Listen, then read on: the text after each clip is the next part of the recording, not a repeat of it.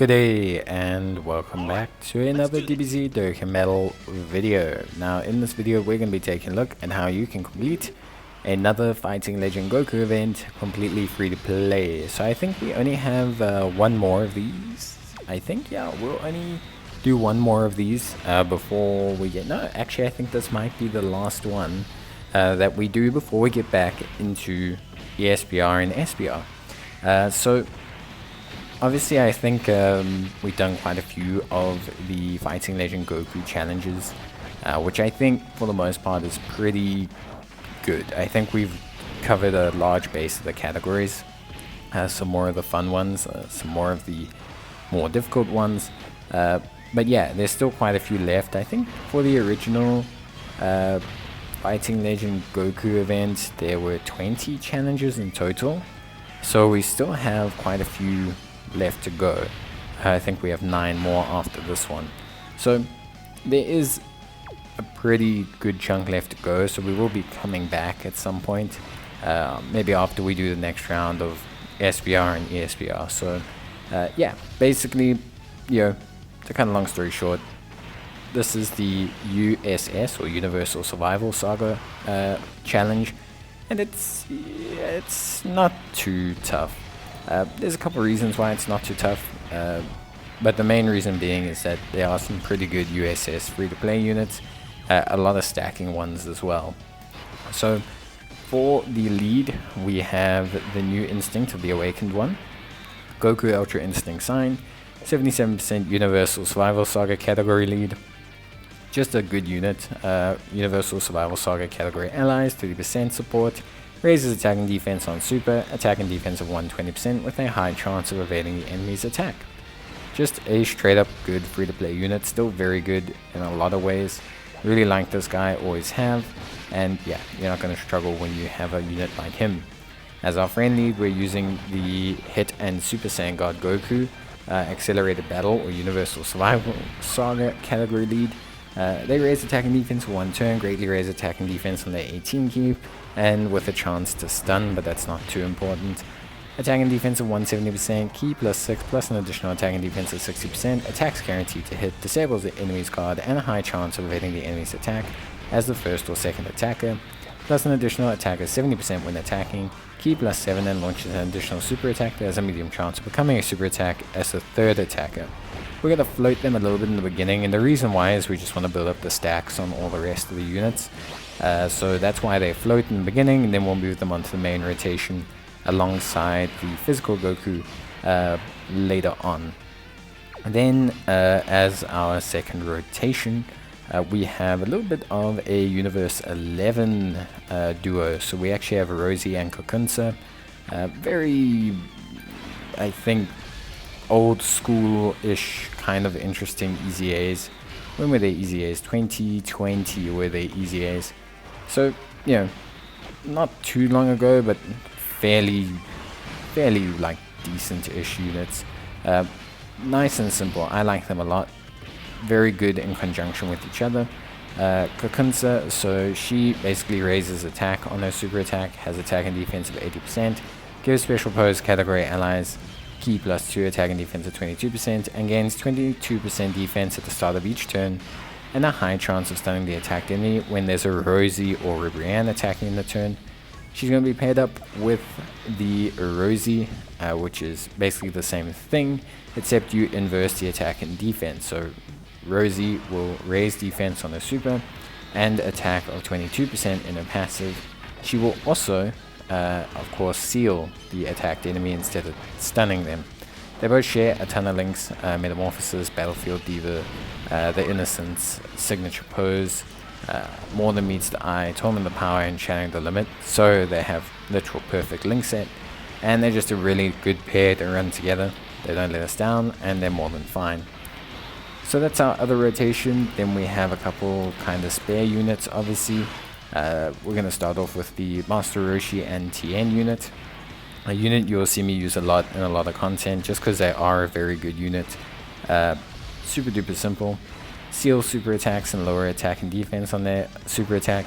And then they have attack and defense of 70% and an additional attack and defense of 20% with each attack received. So that's why you'll see that I push them onto the rotation, because we do want them to build up all those stacks early on so that they don't take a lot of damage later on. And then they also have give reps of Universe 7 category allies, key +3, and attack and defense of 40%. So just a very good floating support to have, which I think is great.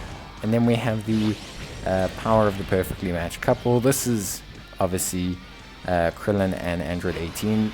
I don't think they're as good as the Master Roshi and TN, but they're still relatively solid. They greatly raise attack, which means they'll end up doing some decent damage. They create int key spheres at the start of turn, and they launch an additional super attack with 5 or more int key spheres obtained. They gain 30% attack and defense with each attack performed up to 180%. Their defense doesn't get remarkably high, but they end up doing decent damage, and they're an alright enough floater to kind of have floating around. They activate Cold Judgment for the Goku and hit unit, so there is some reason for bringing them. It's not like we're just bringing them for the sake of bringing them. We are, using them as best we can. Then we have the final unit, which is Super Saiyan 2 Kale. Super Saiyan 2 Kale is just a really solid unit. Attack and defense of 120% when performing a super. Universal Surival Saga Category allies key +2 and attack and defense of 30%. And an additional defense of 70% when there's an ally whose name includes Caulifla on the team, which we haven't done, by the way. She'll also give an additional key +1 attack and defense and chance to perform a critical hit of +16% if that ally is attacking in the same turn. Now, we played it safe, but there actually are some other great usable free-to-play Universal Surival Saga units that you could use. There's the Kaba, there's the Caulifla. There's a lot of them that are great units to use in these events, so give it a go. They definitely are worth a lot of your time. Now, the big issue that we have is choosing lead. Like I said, I went with the Hit and Super Saiyan God Goku. I do think they are the best. But Jiren's also a decent option. Android 17 and Golden Frieza I think is okay as well. They're not too bad, honestly speaking. Like, they really are fine. Especially since you can link them up with Master Roshi and TN. So there are some decent units to use. It's just going to depend on what you think.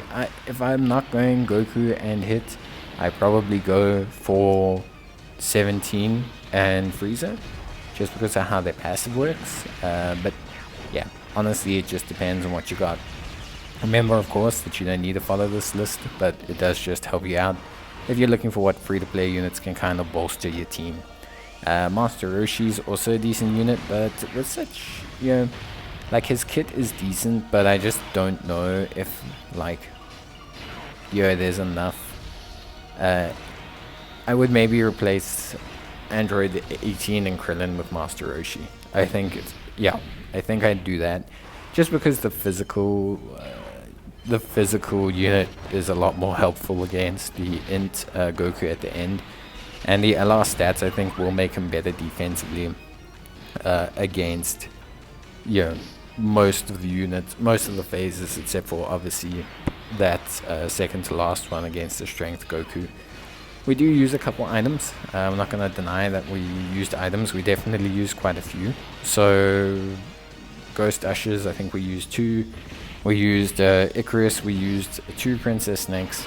A lot of it was just to play it safe. You do tend to take some damage, especially when Kokunsa takes an attack. She doesn't die, but you do get low on health. So, do tend to just, like, have a bit of better times, just kind of like looking at, how can I say it, your team if you can heal up a little bit. I would probably bring heals more than anything with my items. I just think they run the best.